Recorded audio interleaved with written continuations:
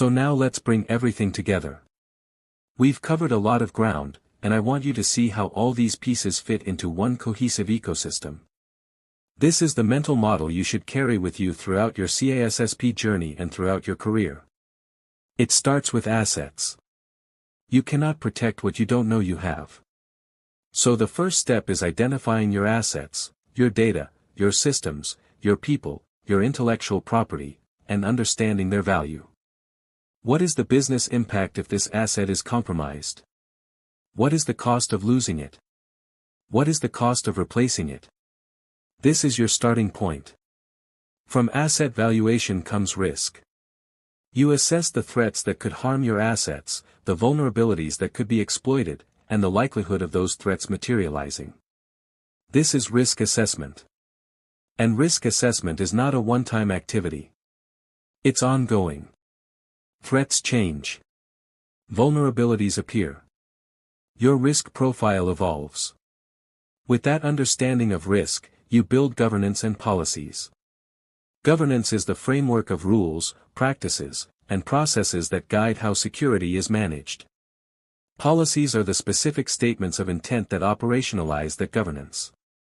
This is where you set expectations, define roles and responsibilities, and establish the boundaries within which everyone will operate. Then you enforce those rules. You implement controls based on the CIA triad: confidentiality, integrity, availability.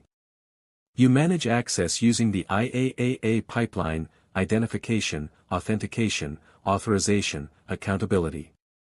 You apply technical controls like encryption and firewalls. You implement administrative controls like training and background checks. You put physical controls in place like locks and guards. All of these are the mechanisms that turn policy into reality. And finally, you plan for the inevitable. No matter how good your controls are, something will eventually fail. A hacker will find a way through. A system will crash. A natural disaster will strike.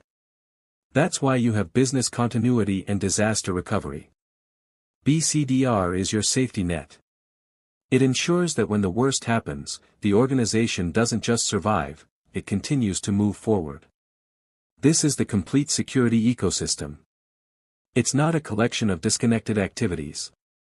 It's a continuous cycle. You assess assets to understand risk. You build governance to manage that risk. You enforce controls to mitigate that risk. And you prepare for failure so that the organization can recover and continue. Let me give you a real-world example. A financial services company has customer account data. That's the asset. They assess the risk and determine that a data breach could cost them millions in fines and reputational damage. So they build a governance framework with policies around data protection. They enforce that with encryption and strict access controls.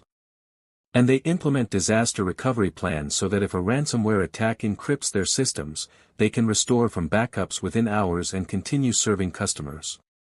Here's the kind of question you might see on the exam. An organization has completed a risk assessment and identified several high-priority vulnerabilities.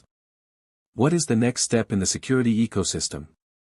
The answer is to develop or update policies and controls to address those risks. Risk assessment informs governance and controls. It's all connected.